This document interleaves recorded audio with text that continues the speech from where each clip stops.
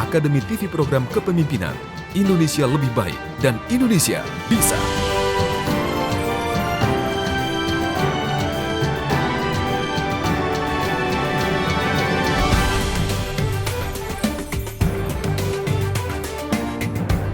Ribuan peserta I Am Presiden dari seluruh Indonesia telah mengikuti audisi di 12 kota besar Indonesia yang diadakan di berbagai kampus negeri maupun swasta.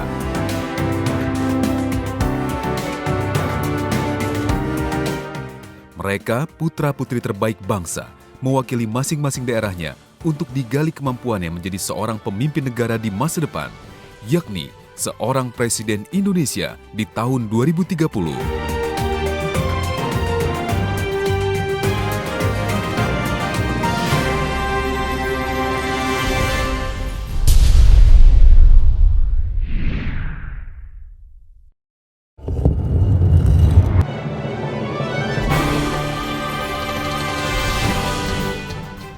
Untuk mengikuti kompetisi ini, syaratnya para peserta harus berusia 17 hingga 40 tahun, memiliki kelayakan dan jiwa kepemimpinan, dan tidak tergabung sebagai anggota partai ataupun organisasi kemasyarakatan.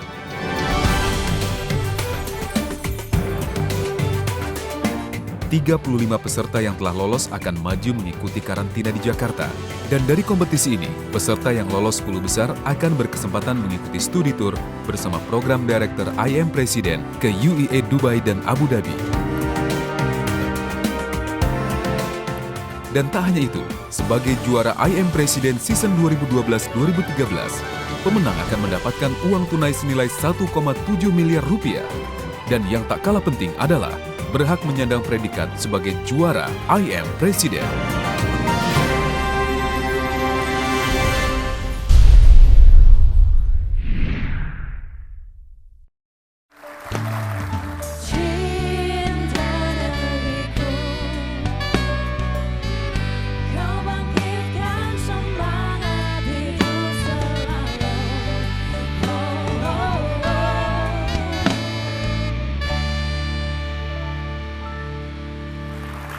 Halo Indonesia. Selamat datang kembali di I Am Presiden, the reality TV show Academy Program Indonesia Bisa. Bersama saya Ica Aninda Dan saya Denny Eka, di mana nantinya kita di sini menemukan bakat-bakat pemimpin muda yang dinamis, berkualitas untuk visi negara Republik Indonesia di tahun 2030. Betul sekali Denny, dan saat ini telah terpilih 10 finalis putra-putri terbaik bangsa Indonesia yang mewakili dari 10 kota audisi di Indonesia tentunya untuk meraih gelar I Am Presiden yang pertama. Dan juga hadiah uang tunai senilai 1,7 miliar rupiah. Wow. Pastinya pemirsa masih teringat ya di episode kemarin bahwa ada 2 finalis yang harus terhenti langkahnya dalam meraih gelar I Am Presiden. Betul sekali. Ada Khairul Rijal dari Surabaya dan juga Isna Nur Fitria dari Surabaya. Dua-duanya dari Kota Pahlawan. Betul sekali. Dan hadirin dan juga pemirsa di rumah, ini dia 10 finalis I Am Presiden.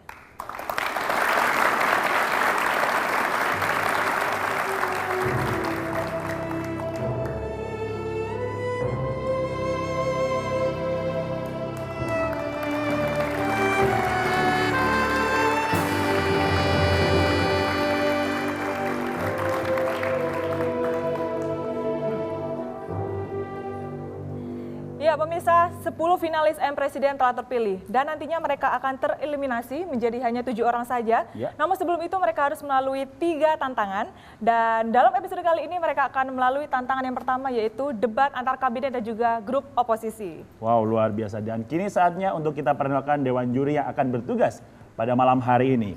Untuk yang pertama, selamat datang kepada Jenderal Endiarto Sutarto. Beliau adalah Kepala Staf TNI Angkatan Darat periode 2000-2002. Apa kabar Bapak? Selamat. Juri yang kedua, Mbak Ira Kusno. Beliau adalah presenter dan Presiden Direktur Ira Kusno Communication. Apa kabar Mbak Ira? Dan juri kita yang ketiga, Dr. Hanta Yuda AR. Beliau adalah Direktur Eksekutif Poll Tracking Institute, Center for Democracy and Leadership Research. Apa kabar Pak Hanta?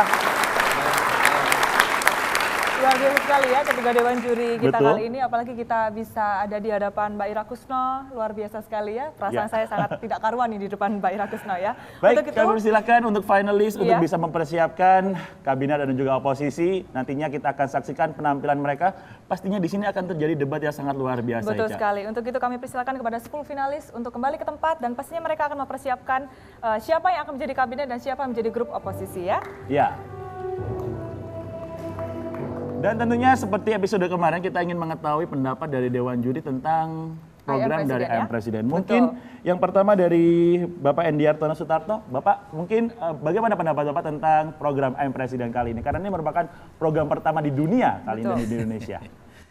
Iya, betul sekali. Memang suatu kejutan dan patut kita apresiasi ya. Karena bagaimanapun sebagai suatu bangsa kita memerlukan lahirnya pemimpin-pemimpin baru.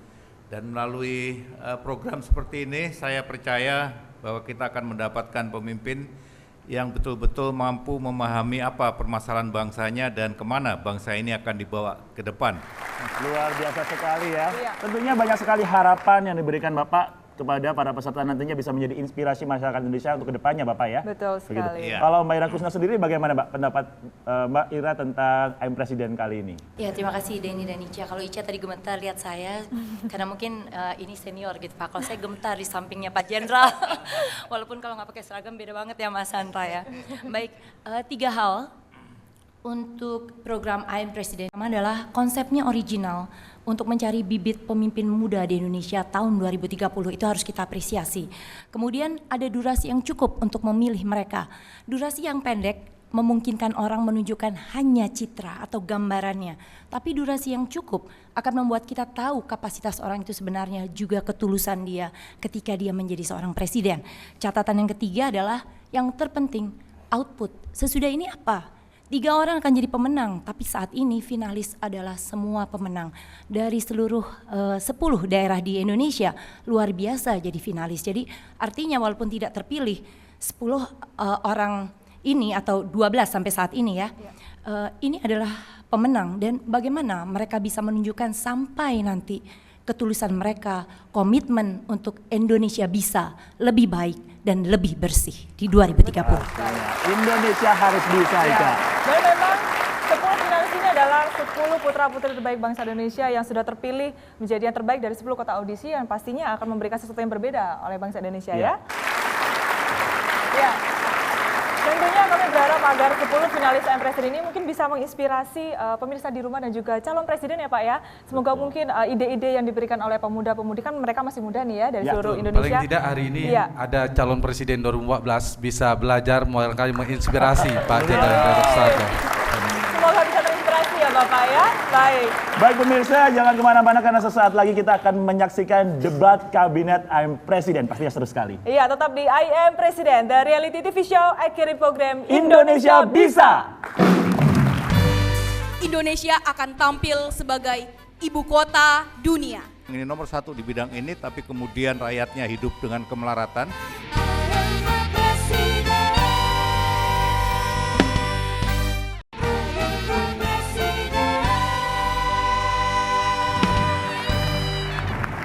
Kembali lagi di IM Presiden, the reality TV show akhiri program Indonesia bisa!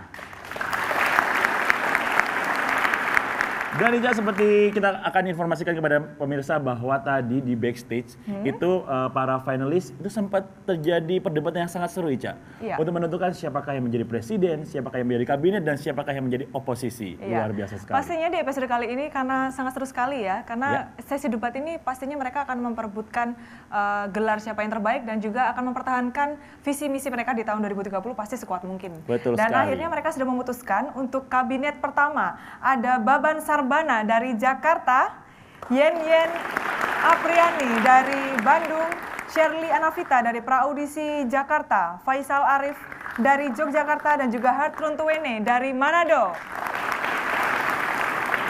Dan untuk di grup oposisi ada Mudrikan Hidayat Najong dari Makassar, Saparudin dari Makassar, Agung Giantoro dari Jakarta,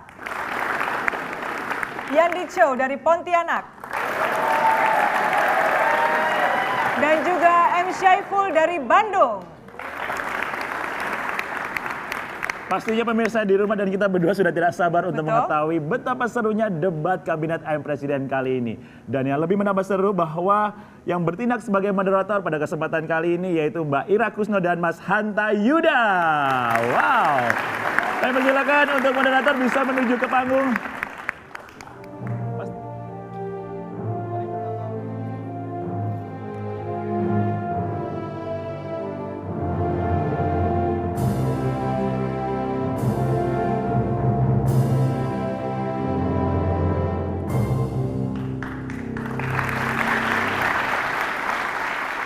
Halo Indonesia, baik hari ini kita akan membenturkan gagasan, ide, dan visi misi dari dua kelompok ini. Yang satu kelompok akan memposisikan sebagai pemerintah yang sedang berkuasa, akan menyampaikan gagasannya. Di kelompok yang kedua nanti akan menyampaikan sanggahannya sebagai oposisi, karena posisi oposisi tidak lebih buruk atau sama mulianya dengan yang sedang memerintah. Karena itu seorang presiden, pemimpin, anggota kabinet memiliki posisi yang sama untuk memperjuangkan ide-idenya untuk memajukan Indonesia. Jadi hari ini saudara, kita juga ditemani oleh Bapak Jenderal Purnawirawan Endartono Sutarto. Kalau beliau sedang mempersiapkan diri, belajar dari calon presiden 2014, para kandidat kontestan ini sedang mempersiapkan diri untuk menjadi presiden 2030, 2009 khususnya tepatnya, dan saya sedang belajar menjadi moderator bersama moderator yang sudah kita kenal, Ira Kusno. Silakan. Terima kasih kepada moderator. Assalamualaikum warahmatullahi wabarakatuh.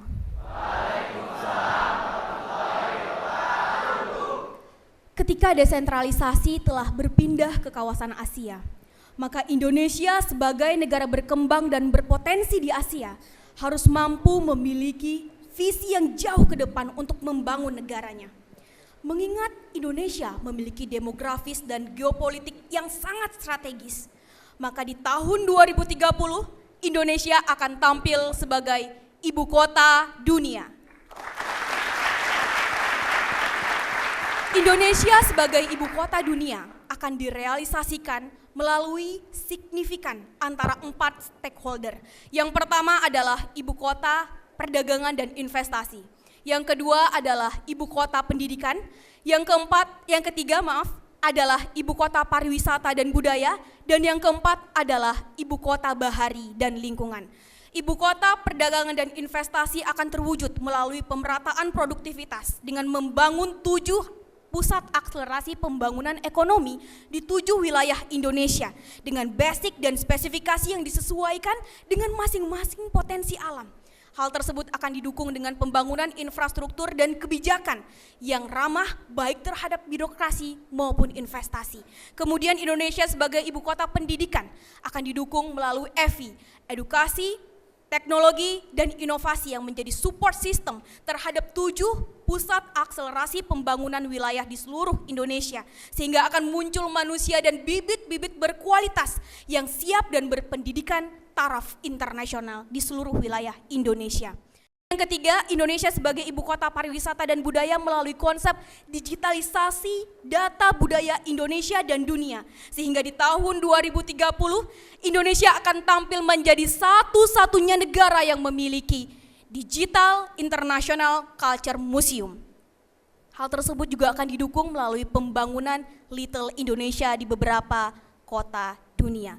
Dan yang terakhir, melalui ibu kota bahari dan lingkungan, kita mengetahui bahwa komposisi wilayah Indonesia 2/3-nya adalah lautan dan Indonesia terletak di garis khatulistiwa.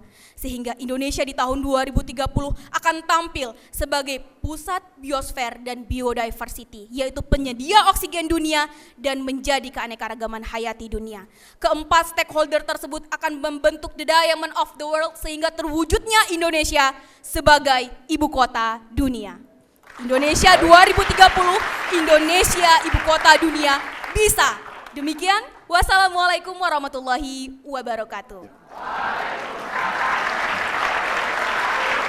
Baik, itu pemaparan gagasan dari Presiden Shirley, nanti akan ditambahkan oleh anggota kabinetnya. Kalau Pak Tarto tadi di awal merunut data dari lembaga internasional bahwa Indonesia akan menjadi kekuatan nomor 7 di dunia, kekuatan ekonominya, Presiden Shirley ternyata Pak Tarto punya target nomor 1 di dunia sebagai negara adikuasa. Ya, kelihatannya Pak Tarto mungkin sudah ingin menyampaikan 1-2 kata, karena saya sendiri sudah ada sedikit yang saya pengen, apakah itu mungkin gitu ya. Iya. Pemimpin kita bukan hanya menjual retorika pastinya. Betul. Harus ada argumentasi, data, dan melihat apakah kita mampu mewujudkan itu, bukan sekedar jual janji, obral janji kosong. Dan ini yang harus dicatat oleh Shirley dan kabinetnya. Tapi sebelum kita mulai ya Pak Tarto, kita beri kesempatan seperti tadi Mas Hanta bilang kepada tim oposisi, silakan. Bagus sekali memang pada tataran paradigma, tapi saya kira tidak membumi dan banyak sekali kesalahan-kesalahan akademis yang fatal dari konsep itu. Yang pertama adalah kata desentralisasi menuju ke Asia. Itu sama sekali secara teoritis tidak nyambung. Desentralisasi lebih kepada internal pendelegasian wewenang pemerintahan. Apa maksudnya? Itu sudah salah secara teoritis dan konsepsi. Yang kedua pada tataran konsepsi disebutkan signifikansi 4 stakeholder. Anda menyebutkan pusat wisata, perdagangan dan segala macam. Itu bukan stakeholder. Sangat cacat secara akademis. Tapi lebih kepada sektor. Sektor pariwisata, sektor perdagangan, sektor industri. Terima kasih. Ya, terima kasih. Master plan kami sudah jelas, Pak. Kami sudah melihat pemerintahan kami yang kami buat 2030 itu sangat baik. Dan kami akan merebut bukan cuma 7 puncak dunia, Pak. Kami sudah mengajar kepada Indonesia sejahtera. Kami sudah melihat lain ke depan, master kami sudah bagus. Dan kami berani.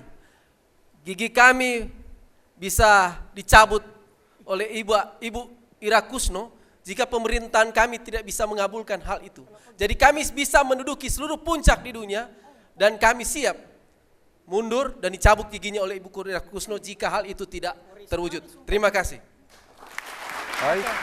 Yang menteri yang lain ada yang mau menambahkan? Terkait dengan perdagangan dan investasi di Indonesia, di tahun 2030 kami memiliki sebuah sistem birokrasi yang sangat amat canggih, di mana sistem teknologi informasi yang berbasiskan New Public Service itu meramahkan investasi dan perdagangan kita di Indonesia. Tidak lagi menggunakan hal-hal lama, tetapi kita di sini membuka, tetapi kita tetap menggunakan metode-metode yang ada dalam konstitusi untuk menjadi gerak bersama. Indonesia di tahun 2030 adalah Indonesia yang bangkit investasi dan bergerak di dunia internasional. Terima kasih. Ya. Baik. Desentralisasi. Silakan Pak. Baik. Sebetulnya tidak salah-salah amat begitu ya. Tetapi saya ingin mengingatkan bahwa suatu bangsa itu mendirikan sebuah negara tujuannya dia lebih banyak untuk kepentingan bangsanya, bukan untuk kepentingan di luar. Bahwa pada tahun 2030 seperti yang saya sampaikan tadi, bahwa kita kemungkinan berada pada posisi nomor 7 di dunia di bidang ekonomi, itu adalah sebagai hasil dari suatu pekerjaan yang lebih ditujukan untuk kepentingan bangsa itu. Begitu. Jadi bukan merupakan tujuan, sebab kalau itu merupakan tujuan, yang saya khawatirkan lantas kepentingan bangsa itu sendiri akan menjadi terabaikan. Tetapi biarkan itu merupakan dampak dari apa hasil yang kita kerjakan untuk kepentingan bangsa, lalu bahwa kemudian dia menjadi, negara kita itu menjadi nomor 7, apa nomor 1, apa nomor berapapun, itu adalah dampak dari apa yang sudah kita kerjakan. Jadi sekali lagi saya ingin ingatkan, jangan sekali-sekali kita bertujuan untuk kita harus menjadi nomor 1 di bidang ini, nomor 1 di bidang ini, tapi kemudian rakyatnya hidup dengan kemelaratan, rakyatnya hidup dengan serba kesulitan, begitu. Lebih baik kita boleh nomor berapa saja, tetapi tujuan dari suatu bangsa untuk mendirikan negara itu betul-betul terpenuhi, kesejahteraan umum bagi seluruh rakyatnya, rasa aman kepada seluruh juga masyarakatnya. Ya, Pak Tarto tadi mengatakan bahwa lebih memprioritaskan keberhasilan di dalam negeri. Jadi tugas seorang presiden adalah memenuhi atau menunaikan janji konstitusi, melindungi segenap bangsa Indonesia dan seluruh tumpah darah Indonesia, mencerdaskan kehidupan bangsa dan juga untuk kesejahteraan umum. Dengan sendirinya itu akan mendapatkan penghargaan internasional. Jadi kira-kira Pak Tarto mempersoalkan soal mimpi menjadi nomor 1, nomor 2, penghargaan internasional itu otomatis kalau rakyatnya sudah sejahtera. Karena itu kita beri kesempatan lagi kepada Posan untuk memberikan sanggahan tentu dari yang disampaikan oleh pemerintah. Terima kasih. Kalau Pak Endiarto Sutarto juga tidak yakin, saya sama sekali tidak yakin. Termasuk sumpah yang diberikan itu hanya cabut gigi, itu tidak ada apa-apanya untuk meyakinkan rakyat Indonesia. Saya mau tanya kepada Ibu Presiden, masalah yang paling serius dialami oleh negara-negara maju yang mengalami lonjakan perekonomian dunia itu adalah masalah kesenjangan, indeks rasio Gini. Bagaimana Anda meyakinkan bahwa Anda bisa menjadikan Indonesia sebagai ibu kota dunia, sementara di saat yang bersamaan tingkat kesenjangan itu sangat lebar dan sangat tajam? Saya kira itu saja. Tetapi kelihatannya kita harus undur diri dulu sebentar, mau ada yang lewat, tapi tetaplah bersama I'm Presiden sesudah ini. Program Anda ini saya lihat sangat luar biasa, membingungkan sekali. Saya pikir Anda mencuri panggung ini ya.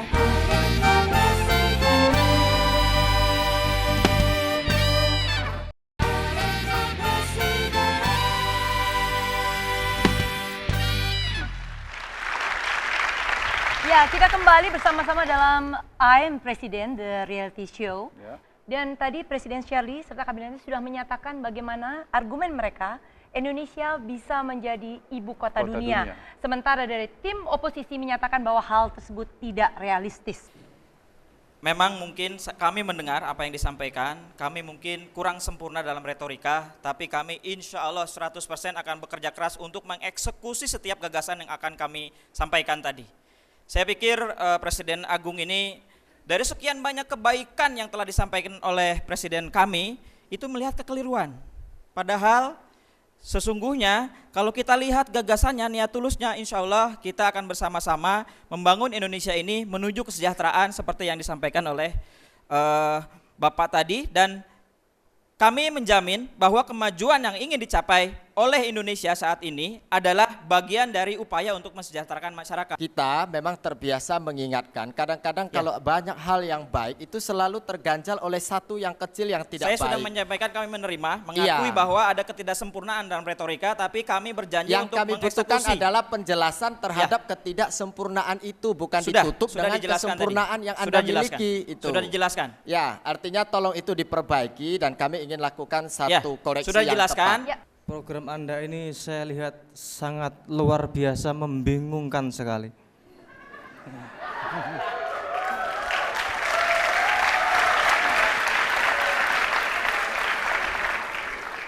Jadi kalau saya simak dari awal sampai akhir, saya ini seolah-olah sedang melihat orang yang sedang sibuk bicara bagaimana bermain bola di puncak gunung, tetapi lupa belum pakai kolor. Pakai kolornya dulu baru main bola. Anda bicara pemerataan, Anda bicara pergerakan ekonomi, tetapi saya tidak melihat langkah konkret bagaimana Anda menyelesaikan persoalan-persoalan di kota-kota besar. Kalau saya jelas, persoalan kepadatan ibu kota, persoalan kepadatan kota-kota besar akan kami selesaikan dengan membangun kota-kota metropolitan baru di daerah-daerah, di kota-kota sekeliling kota besar itu. Ya, silakan Yan. Ya, baik, terima kasih Bapak Saiful. Anda sebagai kabinet dari Bapak Agung sepertinya terlihat begitu sensitif ya semuanya. Apakah di sana karena tidak ada wanita? Mungkin Anda membutuhkan wanita di kabinet Anda, Bapak. Dan begini, dan sebentar Bapak. Nah begini, kelihatannya Anda tidak optimis dengan visi kami. Kami sangat optimis dengan visi kami, sebagaimana rakyat kami di sini yang memang sangat optimis. Mana suaranya? Nah, kalau rakyat kami saja optimis, mengapa Anda sebagai presiden, kabinet presiden merasa tidak optimis? Apa yang kami lakukan melalui misi kami sudah dijalankan oleh masing-masing peranan kami sesuai dengan ahlinya, Bapak. Silakan oposisi. Tadi Anda bilang kami terlalu sensitif. Itu justru keliru. pemimpin itu justru harus sensitif, harus peka dengan keadaan rakyatnya. Kalau tidak sensitif artinya rakyat kelaparan Anda tidak tahu. Kalau Anda tidak tahu bagaimana Anda menyelesaikannya. Kita harus sensitif dan harus peka dengan keadaan negara ini. Kalau itu Anda bilang salah, saya tidak tahu harus bagaimana lagi. Sebelum ke Yen atau Presiden Shirley, tampaknya Pak Tarto sudah tersenyum dan siap-siap ingin memberi komentar. Silakan Pak Tarto. Ya, saya kira ini perdebatan makin seru ya. Saya hanya ingin mengingatkan bahwa kita ini kan antara presiden yang sekarang sedang melaksanakan pemerintahnya dengan oposisi, arahnya lebih kepada bagaimana agar supaya bangsa ini mencapai tujuannya pada 2030, antara lain tadi terkait dengan masalah kesejahteraan umum maupun melindungi segenap tumpah darah Indonesia, yang itu harus juga dibicarakan, karena bisa saja kita menjadi nomor 1 di dunia, nomor 2 di dunia, tetapi barangkali permasalahan-permasalahan yang masih melanda masyarakat bangsa kita sekarang ini juga masih belum bisa terselesaikan dengan baik. Pokok dari perdebatan yang ada akan lebih menusuk kepada permasalahan. Kita beri kesempatan barangkali Ira kepada penonton. Ya, penonton silakan. Nama saya Febrian Suseno dari SMK Ristek Jaya. Baik, pertanyaan saya adalah untuk Presiden Shirley dan kabinetnya. Jadi saya sendiri dari otomotif, jadi seluruh SMK itu mempunyai karya dan tidak difasilitasi oleh pemerintah. Jadi kami sendiri ingin mempublikasikan kepada pemerintah. Jadi bagaimana cara mewujudkan itu tersebut kepada untuk Presiden Shirley dan kabinetnya. Terima kasih. Assalamualaikum warahmatullahi wabarakatuh. Salah satu pilar dari Presiden Shirley dan kabinetnya adalah memajukan pendidikan, tetapi dari sana kritiknya adalah bahkan apa yang mereka hasilkan tidak diakomodir. Oposisi nanti silahkan juga memberikan pendapat. Silakan dari Presiden Shirley dan timnya. Iya, terima kasih untuk pertanyaannya. Sebelumnya di sini saya ingin menekankan bahwa visi Indonesia 2030 adalah menjadi ibu kota dunia dengan 4 fokus, yaitu yang pertama perdagangan dan investasi, kedua pendidikan, ketiga pariwisata, dan keempat bahari dan lingkungan. Mengenai pertanyaan tadi adalah itu masuk ke langkah strategis, yaitu dengan membentuk 7 pusat akselerasi pembangunan ekonomi disesuaikan dengan potensi alam yang dimiliki oleh wilayah tersebut, yaitu yang pertama Sumatera, kedua Jawa, ketiga Kalimantan, keempat Sulawesi, kelima adalah Bali, keenam NTT dan NTB, serta Papua. Sehingga pertanyaan dari adik tadi adalah bagaimana peran pemerintah dalam menyiapkan wadah terhadap teman-teman generasi muda. Jelas dengan adanya spesifikasi tadi, dengan melibatkan kelas menengah tersebut, maka jelas di situ seluruh lapisan masyarakat akan memiliki wadah untuk memberikan kualitas dari pendidikan tersebut dan akan ditambahkan. Saya tambahin dulu. Silakan. Baik, terima kasih banyak dari Kabinet Shirley. Anda menjelaskan sebuah program yang sudah dilakukan oleh pemerintahan sebelumnya dalam MP3EI, dan senada dengan pertanyaan dari Bapak dan juga hadirin dan juga pertanyaan dari rekan kami di kabinet yang ada, Anda belum menjawab tentang kesenjangan indeks pembangunan yang ada di negara kita. Saya melihat Anda membangun sebuah visi, sebuah mimpi tanpa langkah strategis. Ini ibaratnya membangun sebuah rumah tanpa pondasi dan bermulut tapi tidak bergigi, dan Anda sudah membuktikan Anda ompong seperti yang Anda sebutkan tadi. Gagasan yang kami berikan, tawaran yang realistis yang diberikan oleh kabinet kami antara lain perkuat dulu di dalam negeri, termasuk yaitu penguatan perdagangan dalam negeri dan penanam modal dalam negeri diinternasionalisasikan, dipromosikan ke luar negeri, dan itu lebih konkret menurut kami. Terima kasih. Kita lempar lagi kepada Pak Tarto atas apa yang disampaikan pihak oposisi tadi. Iya, saya sepakat memang bahwa di dalam yang saya sampaikan tadi survei internasional yang mengatakan Indonesia pada 2030 itu kita akan berada pada posisi nomor 7 di bidang ekonomi dunia. Tapi juga ada catatannya yang di dalamnya mengatakan bahwa kita masih punya permasalahan kesenjangan. Itu betul sekali memang. Jadi kalau ini bisa kita fokuskan bagaimana sesungguhnya agar masyarakat kita di tengah kemajuan yang sedang kita alami, bahkan tadi di bidang ekonomi itu kita menjadi nomor 7, itu betul-betul mampu menyelesaikan permasalahan pokok saat ini, yaitu kesenjangan yang masih akan terus terbawa sampai dengan 2030. Padahal negara ini merdeka bukan untuk 1, 2, 3, 4 orang, tapi juga untuk keseluruhan dari anak-anak bangsa.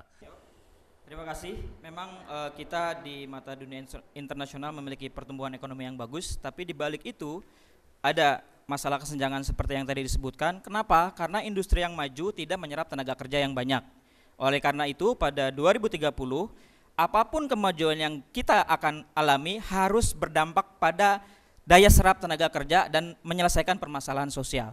Salah satu contohnya adalah adik-adik yang tadi, masalah edukasi. Kami akan memberikan muatan kewirausahaan kepada adik-adik. Jadi mereka tidak menunggu bantuan dari manapun, tapi mereka memiliki kekuatan, tekad, mindset, dan skill untuk menjadi entrepreneur sehingga mereka bisa berdikari sendiri, seperti itu. Ya, silakan oposisi. Oke ya. Makanya kami membangun education, teknologi, dan innovation yang terintegrasi. Jadi adik-adik tidak perlu menunggu ada bantuan, tapi adik-adik harus bisa bergerak sendiri. Kita beri kesempatan oposisi, silakan. Baik, saya sebetulnya sangat setuju dengan apa yang disampaikan oleh pemerintah yang saat ini menjabat. Karena sesungguhnya kita sama-sama rakyat Indonesia menginginkan bahwa bagaimana menjadikan negara Indonesia sebagai miniatur surga bagi dunia. Saya yakin tidak ada orang yang mau pergi ke ibu kota kalau ada pilihan ke surga.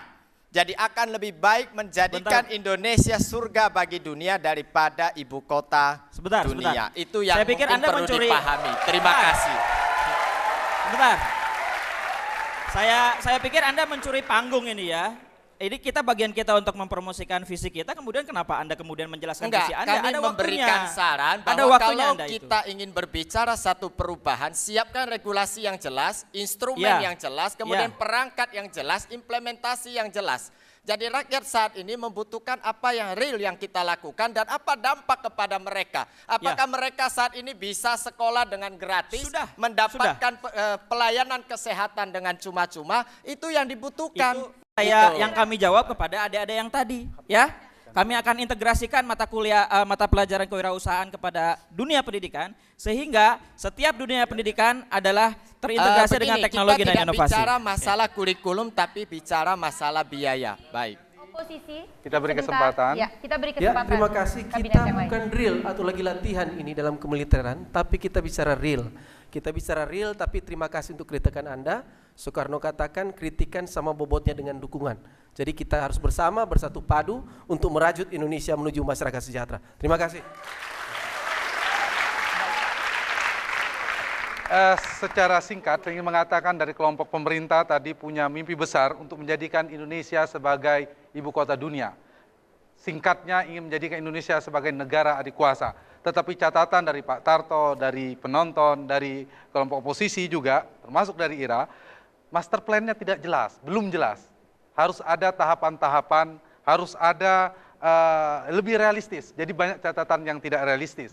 Tetapi tetap itu kita apresiasi sebagai mimpi yang harus dicapai, tetapi mimpi harus dinandasi dengan pondasi tahapan yang jelas pula. Ya, sesaat lagi kita akan mengetahui untuk kita tukar. Betul. Jadi dari tadinya yang mungkin dari pihak kabinet dan juga presiden nantinya akan bertindak sebagai oposisi. Memang selama ini kalau misalnya kita mengkritik Ica, itu akan lebih gampang. Betul. Memang tidak bisa harusnya tidak seperti ini. Dan begitu. kali ini pasti akan lebih seru karena nantinya kabinet kedua akan menjadi presiden dan juga kabinetnya, dan kabinet pertama akan jadi tim oposisi. Nah, ini bagaimana nih kira-kira, apakah ada balas dendam atau nanti juga akan sama-sama memperkuat visi misi mereka ya? Pasti lebih seru nih ya. Jangan kemana-mana, sesaat lagi pemirsa. Tetap di I Am Presiden, the reality TV show academy program Indonesia Bisa. Suatu pidato lebih bagus di awalnya begitu indah dengan bahasa Holland. Dan sebelum pertanyaan saya, Anda sudah melanggar konstitusi. Itu sangat berat, saudara.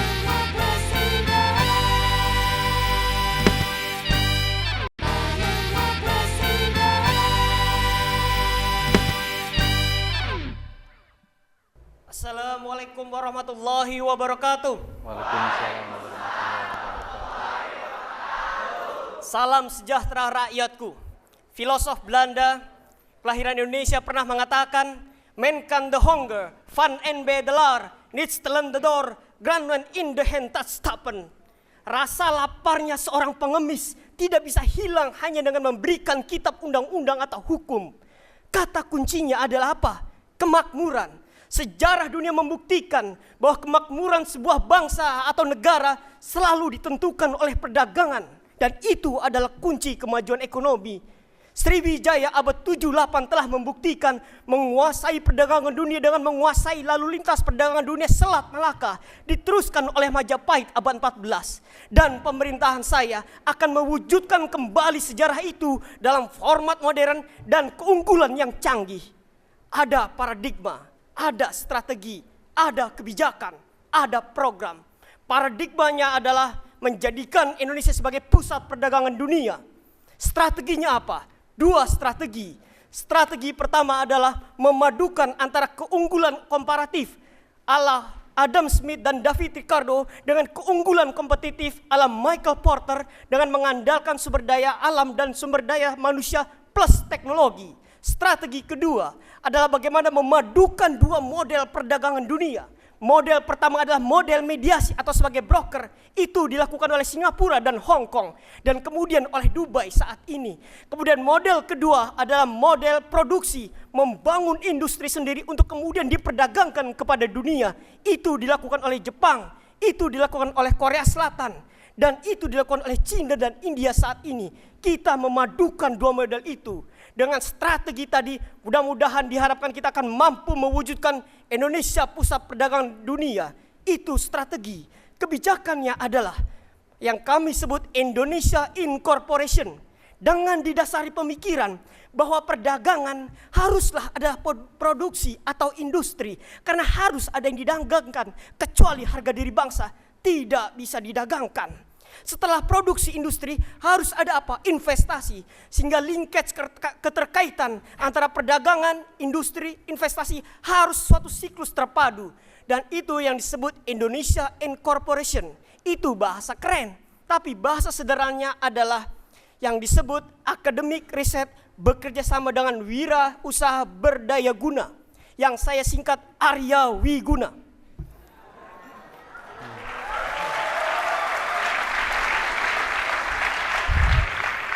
Apa itu Arya Wiguna? Apakah dia mantan muridnya Eyang Subur? Bukan. Apakah dia musuhnya Eyang Subur? Bukan. Arya Wiguna adalah sebuah segitiga ABG. Bukan seperti mas-mas anak baru gede. Bukan. Tetapi merupakan akademik, bisnis, dan government. Perpaduan antara dunia akademis, dunia usaha yang difasilitasi oleh pemerintah. Insya Allah dengan paradigma tadi, dengan strategi tadi, dengan kebijakan tadi, dengan program tadi diharapkan mampu mengantarkan bangsa ini menjadi bangsa pusat perdagangan dunia, maju, adil, sejahtera. Rinciannya akan dijelaskan oleh para menteri saya. Terima kasih. Wassalamualaikum warahmatullahi wabarakatuh. Ya, terima kasih. Kelihatannya sebelum kita lanjut kepada pemaparan para menteri, silahkan oposisi. Ya, terima kasih. Suatu pidato lebih bagus di awalnya begitu indah dengan bahasa Holland. Dan sebelum pertanyaan saya, Anda sudah melanggar konstitusi. Itu sangat berat, Saudara Presiden, karena dalam Undang-Undang 49 tahun 2009, pasal 25 khusus ayat A, itu mengatakan bahwa seorang presiden dalam undang-undang tentang bahasa lambang negara sudah katakan langsung, presiden dan wakil presiden Republik Indonesia wajib berbahasa Indonesia ketika pidato di dalam dan luar negeri. Anda sudah melanggar konstitusi. Kita tahu bahwa Indonesia di tahun 2030 adalah negara dengan pusat perdagangan. Itu mimpi Anda sekalian. Tapi bagaimana menyelesaikan smuggler yang ada di Indonesia dan juga dunia internasional? Karena di tahun 2030 semua sudah terkomputerisasi dengan baik. Cybercrime dan semuanya itu sudah ada. Kejahatan kita tidak lagi pada pembunuhan, merkosaan, tetapi kejahatan kita ada di dunia internet. Bagaimana Anda melakukan itu? Saya heran, di zaman 2030 masih ada anak Indonesia yang khawatir akan masa depan. Dan itu ditunjukkan dengan kekhawatiran akan kemajuan teknologi. Ini saya heran masih ada rakyat Indonesia yang seperti ini. Indonesia ketika menjadi pusat perdagangan dunia, itu sama artinya kita juga menguasai teknologi. Saya kira itu. Ya, silakan. Kekhawatiran itu pasti ada, Pak. Kriminal itu pasti ada di setiap diri kita. Bagaimana cara mencegah? Itu pertanyaan saya. Karena di sini dunia sudah 2030 itu sudah bermain informasi teknologi semua. Terima kasih banyak. Di tahun 2030 keamanan bukan lagi berhubungan dengan yang namanya kekuatan fisik, tapi yang berhubungan dengan kejahatan IT. Dan ini telah kami antisipasi dengan mempekerjakan anak-anak terbaik bangsa Indonesia tentunya. Tentunya kita akan melakukan menciptakan riset yang terhubung dengan inovasi dan link secara global yang nantinya akan berkembang dan dengan sendirinya akan tumbuh bibit-bibit dari bangsa sendiri melahirkan produk-produk termasuk antivirus yang akan menghalangi kejahatan internasional. Saya mau tanya Pak Presiden, boleh Pak, yang ganteng banget. Bapak kenal Eyang Subur? Ya. Kalau Gunawan Sumodiningrat kenal? Kenal. Siapa itu Pak? Bappenas. Kalau Pak Mubiarto? Kenal. Kenal siapa? Ekonom. Bisa diceritakan Pak, karena saya tadi melihat ada Adam Smith ya, ada Michael Porter, kemudian saya satu hal, ada ABG ya, Academic Business Government. Di mana masyarakat? Di mana masyarakat? Ya, silakan. Silakan, Saiful.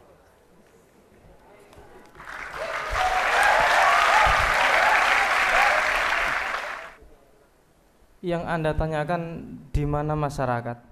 Memangnya yang mengisi posisi-posisi itu bukan masyarakat? Ya, lalu itulah masyarakat. Masyarakat kita libatkan di situ, di semua posisi. Sebentar, kita beri kesempatan. Jangan langsung dipotong, silakan. Saya agak tidak bisa memahami pertanyaannya ini. Di mana masyarakat? Pertanyaannya yang mengisi semua posisi-posisi akademik itu masyarakat, Pak. Bukan hantu, bukan Eyang Subur. Semuanya masyarakat. Oke, kita Lalu tahan apa di yang sana. Anda khawatirkan? Kita tahan di sana.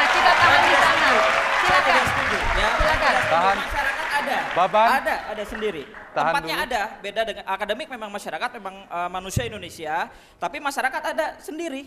Beda, Oke, society kita itu tahan, ada. kita tahan di sana. Anda kalau begitu Anda Kita meniadakan tahan, kita tahu keberadaan peraturannya. masyarakat di situ. Presiden Shirley, tolong kabinet Anda. Tolong kabinet Anda. Bukan, tolong bagaimana peraturan itu ditegakkan dan ketika diminta berhenti Anda harus bisa mengontrol kabinet Anda. Ya, Pak Tarto, mereka berdebat pada hal yang esensialkah atau mereka hanya sekedar saling membalas dendam dan melontarkan peluru tanpa tujuan yang jelas? Silahkan Pak. Ya, barangkali kita salah arah mungkin dalam perdebatan yang ada karena pada akhirnya kita memperdebatkan masalah-masalah teknis kecil ya, yang memang itu bukan menjadi bagiannya sebagai seorang presiden dengan kabinetnya. Bahwa memang perlu mewaspadai hal-hal yang disampaikan tadi, ada cybercrime, ada apa dan sebagainya. Tetapi tentu ada pelaksananya, bukan dibahas pada suatu tingkat yang demikian strategisnya seperti sekarang yang ada. Mungkin kita lebih masuk kepada substansi yang lebih strategis.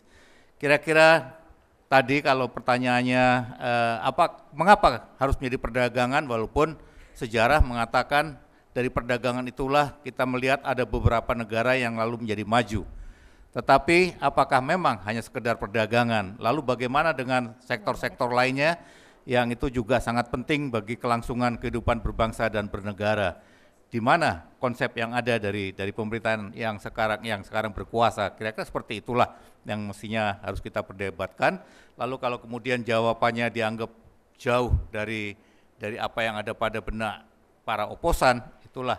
Tapi kalau cybercrime barangkali begitu, itu terlalu teknis untuk kita bahas pada tingkat seperti ini. Betul Pak Tarto, terima kasih. Dari sisi komunikasi, kemudian saya bisa mengkritik Presiden tolong kendalikan kabinet Anda, baik dari sisi Presiden Agung maupun Presiden Shirley. Sudah ada yang tadi saya jelas katakan, tolong Anda kendalikan diri. Dari sisi politik, perdebatan mereka dari sisi fatsun dan etika. Mas Hanta, silakan. Ya, silakan barangkali Presiden Agung untuk menyampaikan, tetapi selain substansi, tim kabinet IRA maupun oposan tentu harus juga punya strategi lobby, komunikasi politik penting. Belajar dari era SBY JK, itu Pak JK menjadi komunikator yang cukup ulung membangun komunikasi politik. Saya kira Pak Tarto paham betul, pada saat itu beliau juga pengalaman sebagai Panglima TNI.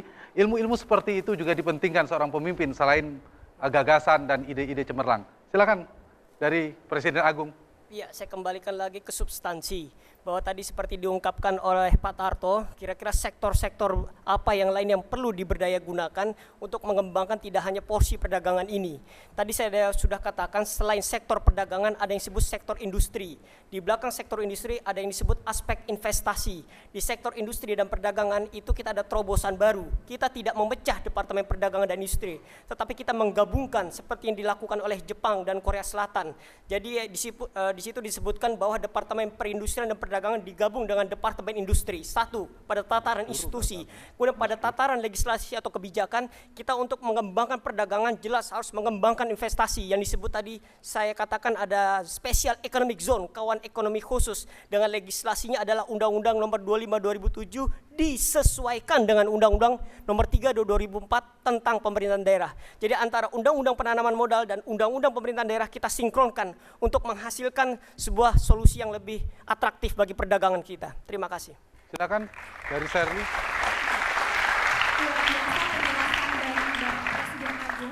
Dan mengenai substansi yang ditanyakan tadi, dan sekaligus menanggapi jawaban dari Bapak Presiden Agung, pada dasarnya yang ditanyakan itu adalah bagaimana pendayagunaan dari sumber daya alam yang ada di Indonesia terkait Indonesia dijadikan pusat perdagangan. Maka dengan jawaban Bapak Agung tadi pada dasarnya itu masih sangat sektoral terhadap industri dan perdagangan. Maka di sini kami menawarkan bahwa pada dasarnya jauh lebih kompleks dan lebih baik visi kami. Kenapa? Karena itu jelas ada sektor perdagangan, pendidikan juga kita unggul sehingga muncul manusia dan bibit yang pada dasarnya itu merupakan sektor pertama yang harus kita bangun di Indonesia. Kemudian ada juga pariwisata serta ada juga dari bahari dan lingkungan. Kami rasa itu yang menjadi kekurangan. Ya. Silakan. Saya mungkin harus menjelaskan sampai dengan memberi contoh yang real supaya pihak oposisi ini jelas. Saya beri contoh, tolong disimak dengan baik. Di Kalimantan Barat, karena saya dari sana, saya tahu betul ada potensi aloe vera yang luar biasa. Kita memiliki aloe vera center dan tentu pada program pemerintahan presiden saya kita akan bangun satu industri terbesar sehingga di sana menjadi ikon internasional aloe vera center. Kalau itu dikembangkan, saya yakin masyarakat itu akan merasakan dampak yang sangat luar biasa. Mulai dari kita menanam aloe vera, kemudian mengelola, mempacking, mendistribusi. Dan itu bisa menjadi banyak alternatif, baik itu untuk kosmetik, kesehatan, untuk kuliner, dan sebagainya. Itu adalah salah satu contoh. Sebelum kita harus tutup internasional segmen yang ini. Anda bangun, itu Anda akan menjual Indonesia. Ya, baik. Kata-kata itu kemudian mengakhiri segmen kita. Kita nanti masih akan melanjutkan dengan partisipasi dari para penonton, Mas Hanta, silakan. Jadi begini, ide dari Presiden Agung itu bukan hal yang baru sebenarnya. Presiden Gus Dur, Indonesia pernah memiliki seorang presiden bernama Abdurrahman Wahid juga pernah menggabungkan antara Departemen Perdagangan dan Perindustrian. Saya tidak tahu apa bedanya, tetapi juga ada kekhawatiran dari Pak Tarto dan kita semua untuk menjadikan Indonesia sebagai pusat perdagangan dunia, tetapi juga harus disiapkan daya saing kualitas manusia Indonesia agar bisa berkompetisi dengan masyarakat global dunia itu. Dan itu yang kita mau dengar dengan lebih detail kemudian. Tetaplah bersama I Am Presiden. Anak-anak ini belum tersentuh pun oleh Presiden. Apakah di tahun 2030 nanti rakyat-rakyat ini tak menderita?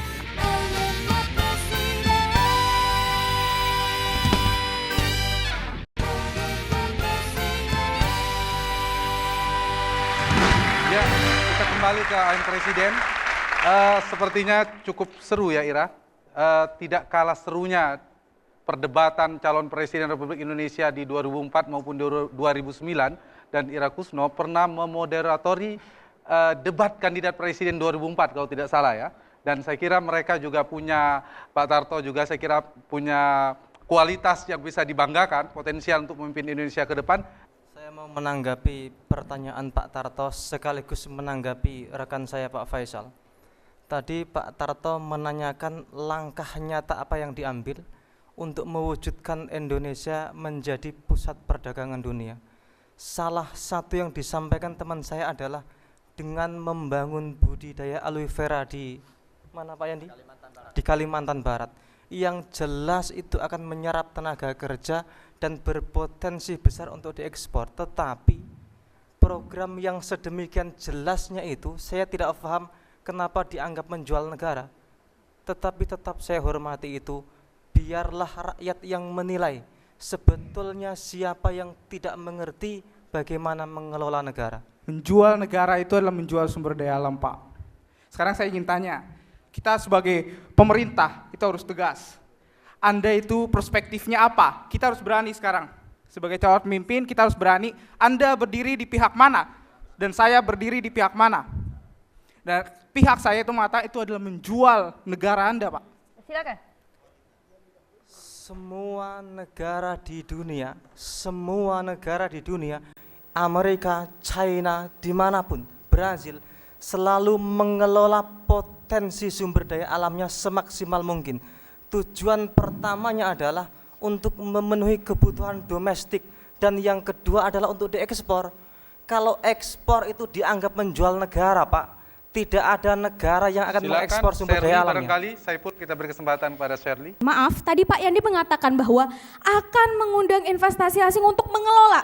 Itu yang dikatakan oleh menteri saya, itu namanya menjual negara. Tidak ada sumber daya alam yang kita berikan secara mentah. Kita dulu yang harus mengelolanya. Hasilnya kemudian ketika kita ekspor, itu baru namanya visi yang mensejahterakan rakyat, dan itu sudah kami sampaikan pada visi kami. Saparudin, silakan.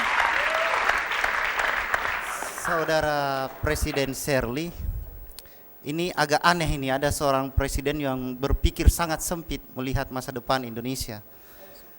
Iya, tidak ada satu negara pun yang bisa berdiri sendiri tanpa bekerja sama dengan pihak internasional. Globalisasi adalah sebuah keniscayaan. Menjual kualitas dari hasil pengelolaan sumber daya alam dalam negeri itu bukan menjual negara.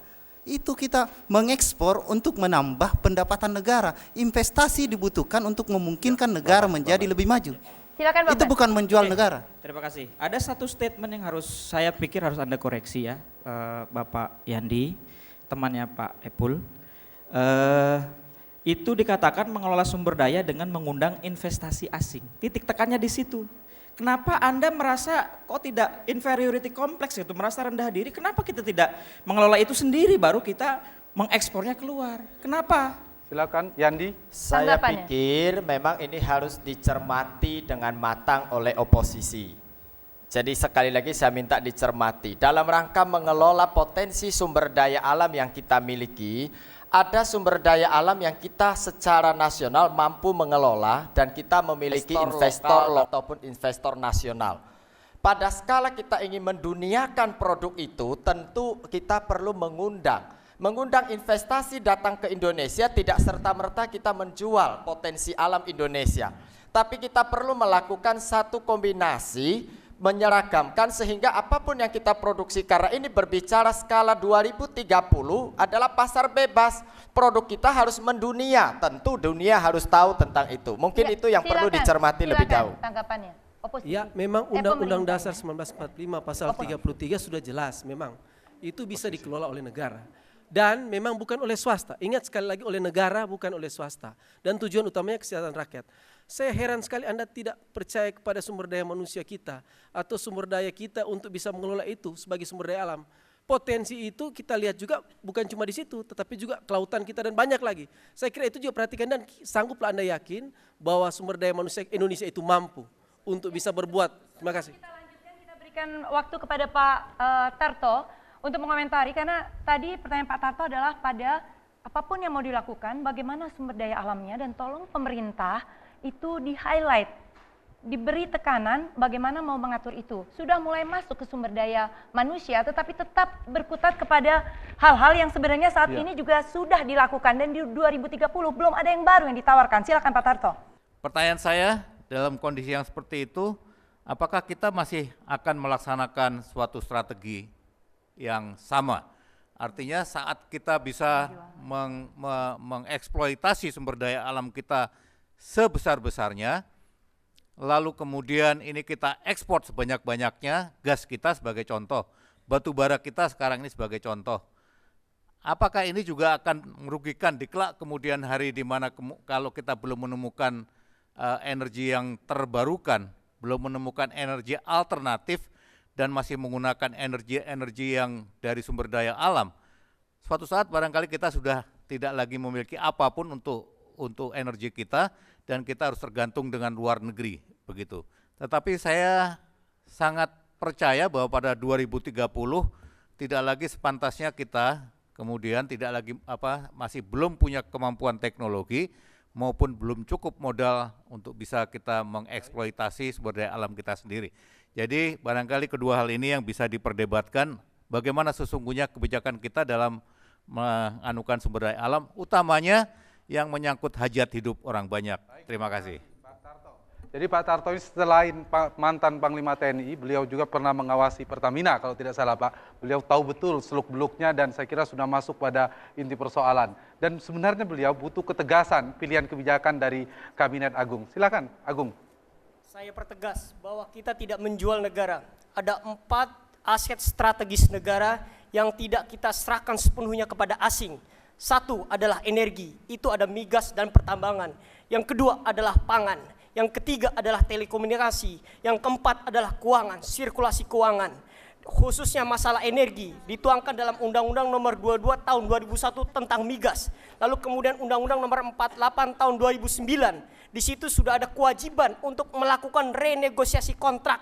Nah, karena sudah ada kewajiban, tinggal pemerintahan saya memaksa kepada para kontraktor migas untuk melakukan renegosiasi untuk lebih menguntungkan bangsa sendiri. Sehingga paradigma kita harus jelas. Dari keempat aset strategis itu memang sudah dituangkan dalam pasal 33 Undang-Undang Dasar 45. Cabang-cabang produksi yang penting bagi negara dan menguasai hajat hidup orang banyak harus dikuasai negara, dan itu tegas. Saudara-saudara memiliki paradigma yang sangat sempit sekali. Silakan dan tanya sekarang. Pertamina kita 80% ladang minyak kita dikuasai oleh asing, sedangkan 20% itu dikuasai oleh Pertamina, yang dikelola oleh Pertamina. Jadi itu melanggar konstitusi sebenarnya. Dan oleh karena itu kami hadir untuk mengembalikan hak-hak rakyat, untuk mengembalikan konstitusi kita kepada yang benar. Tidak memperkosa rakyat, tidak memperkosa sumber daya alam. Silakan Mudrika. Saya jelas itu sudah direvisi dan jelas yang disampaikan oleh Presiden Agung tentang apa yang bisa diserahkan. Berbicara tentang pertanyaan Bapak bahwa ada kebijakan memang yang tidak sinkron dan berbicara tentang Pertamina, yang harus dilakukan adalah Pertamina tersebut harus lepas dari intrik politik. Pertamina harus bebas dari intrik politik, artinya menjadi sebuah lembaga yang betul-betul sebuah profesional, lembaga profesional di bidang bisnis, tapi kekayaannya diberikan kepada negara. Berbicara tentang mengantisipasi kebutuhan energi di masa depan, saya menyebut sebagai energi pelangi. Energi pelangi ini Pak sangat inovatif. Termasuk warna biru, itu adalah air, kuning, sumber matahari, yang nantinya semua ini akan berubah dikonversi menjadi listrik. Energi listrik adalah energi masa depan. Terpenuhinya kebutuhan listrik dari Aceh sampai seluruh Indonesia, tentunya Papua, ini akan memberikan semua produksi akan berkembang. Akan sangat sulit untuk menciptakan sebuah industri ketika listrik tidak ada. Maka itu langkah strategi yang dilakukan oleh kabinet kami. Desa maju, Indonesia maju. Pak Tarto, kalau tidak salah tangkap, Mudrikan kira-kira ingin menjadikan Pertamina independen. Jadi artinya Pak Tarto, ketika kelompok oposisi mengatakan bahwa mereka tidak setuju dengan kebijakan itu, Bapak juga lebih condong kepada kubu oposisi. Ya, inilah barangkali yang saya inginkan untuk didebatkan, begitu. Seperti apa sebetulnya kebijakan itu seharusnya. Sementara untuk mendapatkan devisa, apakah tidak bisa kita menjual barang-barang yang tidak harus menghidupi hajat hidup orang banyak. Tapi kalau hal-hal yang tadi menyangkut hajat hidup orang banyak, apakah tidak sebaiknya kita gunakan maksimal untuk dalam negeri dan penggunaannya bisa dalam jangka yang sangat panjang karena tidak perlu harus dijual keluar. Tantangan pihak oposisi adalah menjelaskan lebih detail, bukan sekedar mengkritik secara tidak konstruktif. Tawaran kebijakan yang dilakukan. Silakan. Tawaran yang kami sampaikan pada dasarnya sudah disebutkan pada misi kami, yaitu pada sektor pendidikan, kemudian pariwisata dan budaya, kemudian ada juga dari perdagangan dan investasi, kemudian ada juga dari bahari dan lingkungan, yang semuanya itu pada dasarnya penguatan di domestik terlebih dahulu, baru kemudian kita muncul ke dunia. Kenapa? Karena tadi kami menggunakan kata middle class, di mana di situ melibatkan lapisan masyarakat menengah. Jelas, itu melibatkan lapisan masyarakat sehingga manfaatnya dirasakan oleh seluruh lapisan Baik, masyarakat. tadi kita beri kesempatan kepada Yandi. Iya, baik. Saya pikir kita tadi agak keluar dari persoalan yang dipertanyakan. Ini adalah berawal dari aloe vera. Jadi penataan aloe vera yang tadi saya sampaikan sehingga mengundang perhatian Saudara Faisal mengatakan bahwa itu akan menjual negara.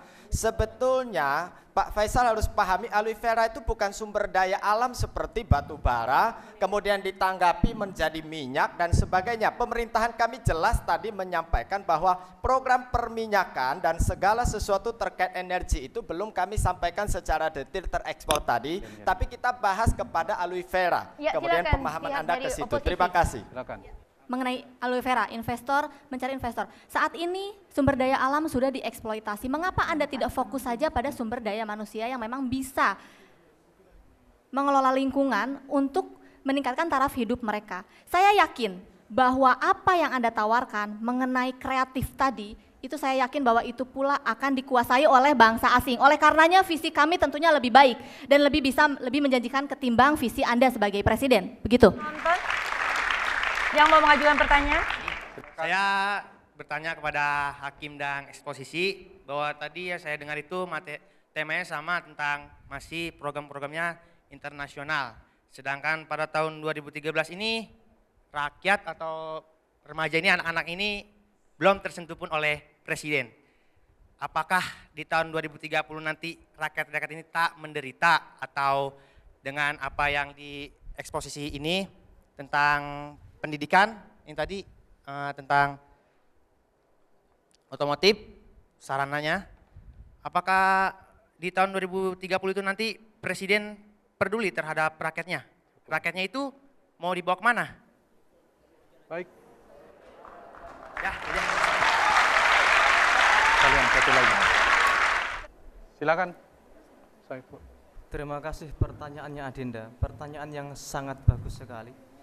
Saya katakan kami sangat berkomitmen untuk memperbarui, memperbaiki sumber daya manusia kita. Bicara sumber daya manusia adalah bicara tentang pendidikan. Dan bicara tentang pendidikan adalah bicara tentang kurikulum yang efektif. Oleh karena itu di era kami nanti yang akan kami bangun adalah kurikulum yang tidak hanya berbasis kepada nilai saja, tetapi lebih kepada berbasis kepada kompetensi. Sekarang banyak sumber daya manusia kita lemah karena lemahnya keterampilan. Oleh karena itu kurikulum nanti akan kita fokuskan kepada keterampilan. Itu yang pertama. Yang kedua, salah satu yang membuat kita lemah karena cara belajar kita yang tidak sistematis dan terlalu banyak pelajaran.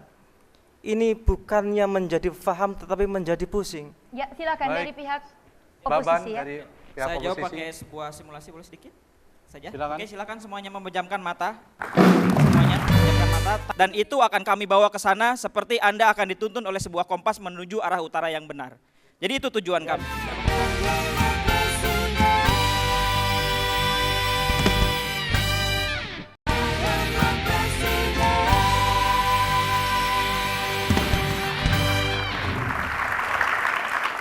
Semuanya menjamkan mata, tangannya menunjuk ke atas. Tangannya menunjuk ke atas. Dan tolong tunjukkan arah utara.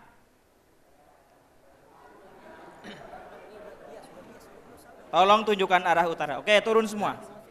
Jadi di antara Anda tidak yakin dengan arah utara yang akan Anda tuju. Saya ingin mengatakan, direction is more important than speed.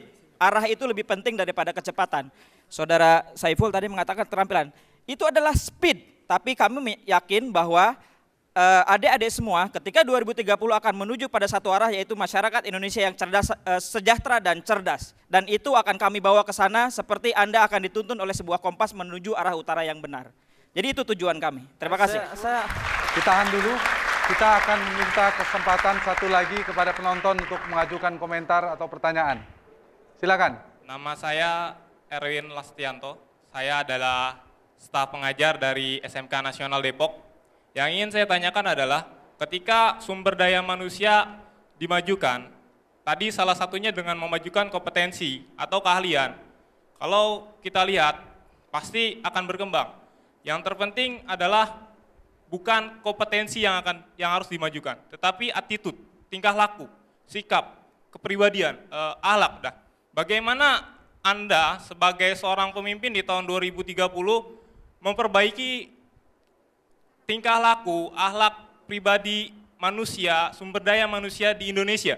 Demikian, kurang lebihnya mohon maaf. Assalamualaikum warahmatullahi wabarakatuh. Baik, silakan dari pemerintah untuk memberikan jawaban. Dan pemerintah itu harus sesuai dengan kebijakannya. Tadi mengatakan Indonesia 2030 mau jadi broker dan produsen. Artinya attitude-nya harus ke sana. Silakan. Betul apa? sekali. Baik. Bangsa Indonesia adalah bangsa yang memiliki kebinekaan. Kita adalah bangsa yang besar, yang memiliki keragaman dan kearifan lokal. Anak-anak Indonesia harus tumbuh berdasarkan karakter bangsa. Oleh karena itu adalah identitas diri kita sebagai anak-anak bangsa. Kalau kita ingin maju, kita bisa maju setinggi apapun. Kita bisa menjadikan Indonesia ini negara sebagai pusat perdagangan dunia, tetapi kita harus mempertahankan identitas dan karakter bangsa Indonesia. Baik, terima kasih. Ya, konkretnya saya kira jati diri bangsa, karakter bangsa seperti yang ungkapkan tadi dalam juga di amanat pembukaan Undang-Undang 1945, mencerdaskan kehidupan bangsa, karakter kita kembali kepada 5 sila dalam Pancasila. 1 Juni kita peringati, marilah kita kembali, dan itulah salah satu yang akan kami laksanakan, membuat Pancasila Center untuk kembali akhlak dan etika sebagai tingkatan tertinggi, salah satu dari pendidikan kualitas sumber daya manusia bisa terwujud untuk masyarakat Indonesia sejahtera. Terima kasih. Baik. Kita berikan kepada Catatan barangkali, Ya. Pak Tarto perlu memberi catatan secara keseluruhan dari perdebatan kelompok yang sebelumnya menjadi pemerintah menjadi oposan dan sebaliknya. Iya, menurut saya sudah cukup bagus dari kualitas perdebatan yang ada. Substansi kadang-kadang memang agak keluar sedikit, tapi akhirnya bisa kembali lagi kepada substansi pokoknya begitu. Hanya masalahnya sekarang pada ide-ide yang dikeluarkan. Katakanlah tadi sebetulnya dari kelompok yang sekarang menjadi presiden yang berkuasa, mengutamakan kepada perdagangan. Padahal perdagangan itu kalau kita mau melihat, kita hanya bisa mendapatkan dari fee jasa. Menjadi pusat perdagangan, itu adalah jasanya di dalam kita untuk menjual seperti apa yang dilakukan oleh Singapura saat sekarang, Hong Kong barangkali. Tetapi alangkah baiknya kalau kita bisa menjadi suatu negara industri yang produsen, yang kemudian barang-barang itulah yang kita ekspor, tidak peduli apakah itu kita ekspornya melalui jasa Singapura apa mana, alangkah lebih bagus kalau oleh kita sendiri. Tapi yang paling penting kita mendapatkan sesuatu yang punya nilai lebih, di samping kita bisa menyerap tenaga kerja dalam jumlah yang besar, agar lalu kita tidak perlu lagi mengirimkan anak bangsa kita untuk bekerja di luar negeri sebagai pegawai-pegawai atau pekerja-pekerja pada tingkat yang paling bawah. Kira-kira seperti itu. Tapi kalau sebagai pusat perdagangan, yang paling bisa kita jual hanyalah jasa. Tolong ini juga menjadi pemikiran untuk bagaimana kita membangun negara ini ke depan.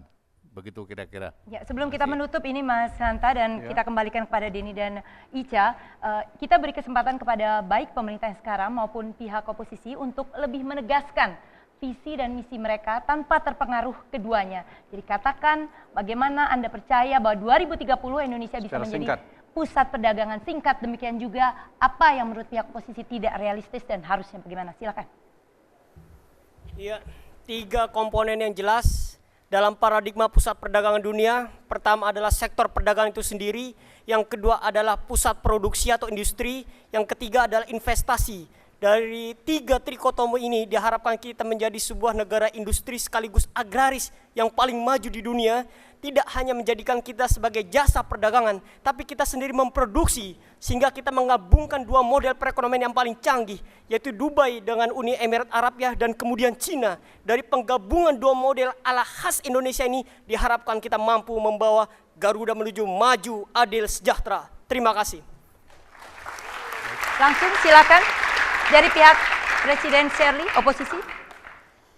Indonesia memiliki potensi alam yang luar biasa dan hal tersebut harus digunakan untuk mensejahterakan masyarakat dengan menjadikan Indonesia sebagai ibu kota dunia, yaitu melalui perdagangan dan investasi, peningkatan kualitas manusia melalui pendidikan, peningkatan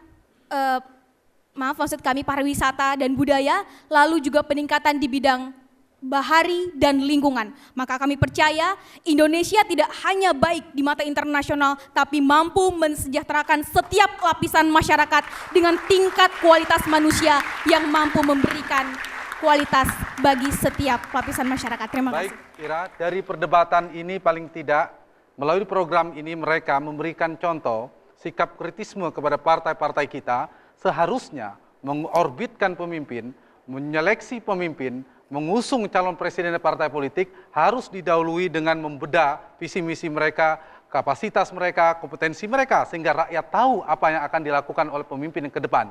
Tetapi dalam jangka panjang paling tidak perdebatan ini juga memberi suara, memberi sikap dan memberi sinyal kepada kita bahwa Indonesia harus optimis memandang masa depannya karena generasi mudanya siap untuk memimpin memajukan Indonesia ke depan. Ya. Langsung saja kita serahkan Mas Hanta kembali kepada Denny dan Ica untuk acara I Am Presiden. Ya, terima kasih kepada Mbak Ira dan juga Mas Hanta. Ya. Sangat luar biasa sekali ya perdebatan kali ini ya. Dan memang kita apabila ada pertanyaan bahwa memang bangsa ini membutuhkan para calon pemimpin muda yang inspiratif, dinamis dan berkualitas untuk visi negara Republik Indonesia tahun 2030. Inilah sekali. jawabannya, Ica. Betul. Dan yang pasti apapun hasilnya debat ini bahwa kita setuju bahwa mereka semua membawa misi yang luar biasa untuk Indonesia dan pastinya satu tujuan ya untuk memajukan Indonesia ke depannya. Tepuk tangan sekali lagi untuk ke-10 finalis I Am Presiden. Ya. Dan kami persilakan kepada Mas Hanta dan juga Mbak Ira bisa kembali ke tempat. Terima kasih sekali lagi, tepuk tangan yang meriah untuk Bapak Dr. Hanta Yuda dan juga Ira Kusno.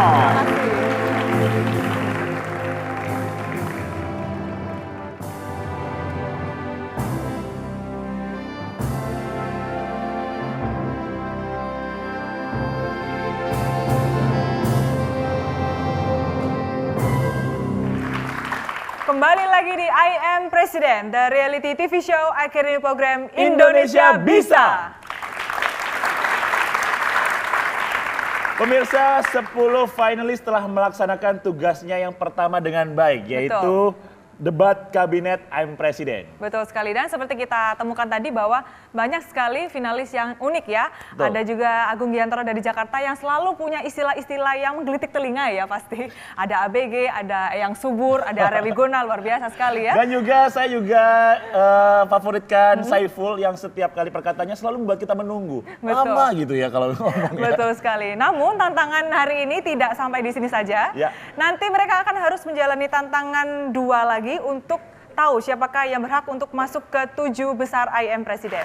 Dan siapapun nantinya yang akan berhak memenangkan dan juga membawa gelar I Am Presiden, pastinya dia adalah yang terbaik dari yang baik. Mereka adalah pemuda-pemuda pilihan Indonesia yang membawa Indonesia menjadi yang lebih baik untuknya. Betul sekali. Tepuk tangan sekali lagi untuk finalis I Am Presiden. Dan kami tidak lupa untuk terus mengingatkan Anda untuk terus mendukung finalis I Am Presiden dengan cara follow dan juga mention Twitter kami di @iap_Indonesia. Serta tetap dukung mereka melalui tweet dengan hashtag IAP Indonesia. Akhirnya saya Denny Eka. Dan saya Ica Anindya pamit. I Am Presiden Indonesia Indonesia bisa. Bisa. Kobarkan bakat dan semangat kepemimpinan-Mu. Sampai jumpa. Ini dia Vilanova.